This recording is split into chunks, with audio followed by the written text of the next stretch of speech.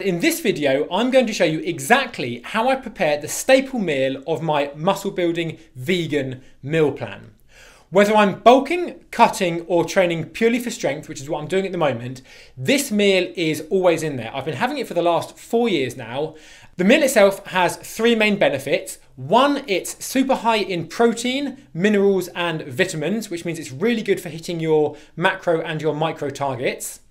The second is it's very, very nourishing. It's very filling and it's going to leave you full for hours, which is especially good if you're on a cutting diet. And the third benefit is it's cheap, so it really should be accessible to everyone. It's a brilliant meal. I want you to experience it for yourself. So let's head into the kitchen and you can see exactly how we make it. I'm now going to talk you through the ingredients and then I'm going to get chopping. So 500 grams of black beans. Okay, sometimes I use borlotti beans, other times I use different beans. Whatever happens, 500 grams worth of beans. This is going to last me for about 3 days. Now the beans have been soaking for about 6 hours. Okay, you can leave them soaking longer.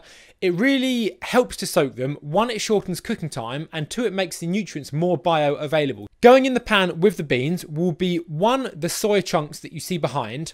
They are high in protein. They have 50 grams worth of protein per 100 grams. So that's generally twice as much as you get in meat. They take on the flavour of whatever you cook them with.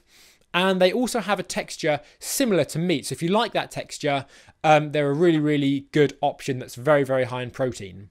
Along with that, you're going to see the tomato puree there. I'm going to use a whole tomato puree. It's quite a small one. That equates to about 2 serving spoons worth of tomato puree. And that adds a lot of flavour to the meal. Then we've got 3 cloves of garlic, 1 red onion, a load of carrots. Again, you don't have to be specific here, just add in as many as you like. And then on the left is a butternut squash. I'm going to add in about 3 inches worth of the butternut squash, okay? And then just behind that, I've got Himalayan salt. Salt, again, adds a bit of flavour. I don't add in too much, just enough to get a bit of flavour, and that's it. Occasionally, I add in other things like turmeric, or different flavorings, and I really just like to experiment. I'm always trying different recipes to see what works, but this is a great one.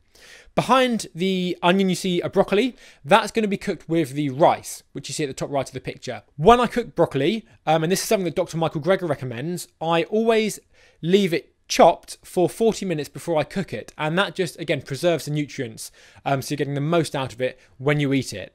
So I'm going to chop it all up now and put it in the pan. Once that's all done, put the pan on the hob. I personally pre-boil the kettle, it just saves a bit of time. Pour the boiling water on and then you're good to go. Give it a good mix. You may notice I'm using a pressure pan. A pressure pan, if you've got one, is ideal. Beans take a long time to cook. So if you have a pressure pan, I recommend using it. Everything in there, and what you want to do is wait till it starts hissing because of the pressure inside, and then leave it hissing for 40 minutes. Once that 40 minutes is up, they should be done. If you don't have a pressure pan, no worries, just use a normal pan. Obviously the benefit of doing that is you can taste the beans as they cook to see how they're doing, if they need longer.